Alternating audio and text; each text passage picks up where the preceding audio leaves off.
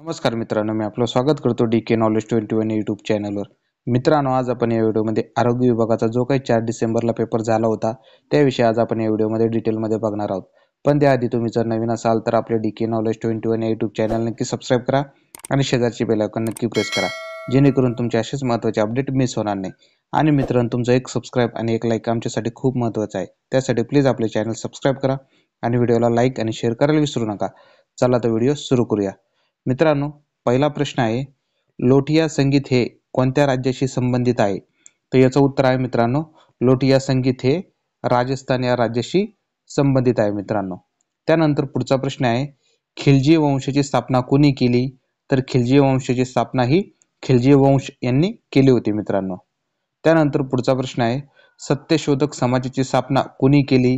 तर याचं उत्तर आहे, सत्यशोधक समाजाची स्थापना ही महात्मा ज्योतिबा फुले यांनी केली होती मित्रांनो। त्यानंतर पुढचा प्रश्न आहे, भारतातील पहिला बांबू कॅश बॅरियल कोणत्या राज्यात बसवण्यात आला? तर याचं उत्तर आहे, बांबू कॅश बॅरियल भारतात पहिल्यांदी महाराष्ट्र या राज्यात बसवण्यात आला होता मित्रांनो। 103वी घटना दुरुस्ती कशाशी संबंधित आहे? हा प्रश्न मित्रांनो खूप वेळेस रिपीट झाला आहे मित्रांनो। तर याचं उत्तर आहे, आर्थिकदृष्ट्या दुर्बल घटकांसाठी म्हणजेच EWS कॅटेगरीसाठी ही 103वी घटना दुरुस्ती संबंधित आहे मित्रांनो। त्यानंतर RTI कायदा हा सर्वात आधी कोणत्या राज्यात लागू करण्यात आला? तर RTI कायदा हा सर्वात आधी तामिळनाडू या राज्यामध्ये लागू करण्यात आला होता। त्यानंतर पांगेरा या कादंबरीचे लेखक कोण आहेत? तर पांगेरा या कादंबरीचे लेखक हे विश्वास पाटील आहे मित्रांनो। मित्रांनो, तुम्हाला एक विनंती आहे, हा व्हिडिओ आपला खूप जण बघत आहेत आणि सर्वांना हा व्हिडिओ आवडत पण आहे मित्रांनो। भरपूर विद्यार्थी हे चॅनल सबस्क्राईब करत नाही मित्रांनो। तुम्हाला खरंच विनंती आहे, प्लीज आपले चॅनल सबस्क्राईब करा आणि व्हिडिओला लाईक आणि शेअर करायला विसरू नका। त्यानंतर पुढचा प्रश्न आहे, भारताला प्रथम ऑलिम्पिक मेडल हॉकीसाठी केव्हा मिळाले? तर याचं उत्तर आहे, 1920 साली भारताला प्रथम ऑलिम्पिक मेडल हे मिळाले होते। त्यानंतर पंडिता रमाबाई यांनी बातमी सदन कोणासाठी स्थापन केले? तर पंडिता रमाबाई यांनी बातमी सदन हे अंध विद्यार्थ्यांसाठी स्थापन केले होते। स्वामी दयानंद सरस्वती यांनी आर्य समाजाची स्थापना कधी केली?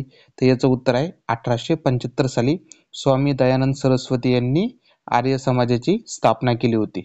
त्यानंतर बंगालची फाळणी कोणी केली? तर बंगालची फाळणी ही लॉर्ड कर्झन यांनी केली होती। त्यानंतर कृषी गणना किती वर्षांनी होत असते? तर कृषी गणना ही दर 5 वर्षांनी होत असते। त्यानंतर पुढचा प्रश्न आहे, स्मरणगाथा या पुस्तकाचे लेखक कोण आहेत? तर स्मरणगाथा या पुस्तकाचे लेखक हे गोपाल दांडेकर हे आहेत मित्रांनो। त्यानंतर उज्ज्वला योजना कोणत्या राज्यात सुरू करण्यात आली? तर उज्ज्वला योजना ही उत्तर प्रदेश या राज्यामध्ये सुरू करण्यात आली होती। त्यानंतर भारताला सुमारे किती किलोमीटर लांबीची किनारपट्टी लाभली आहे?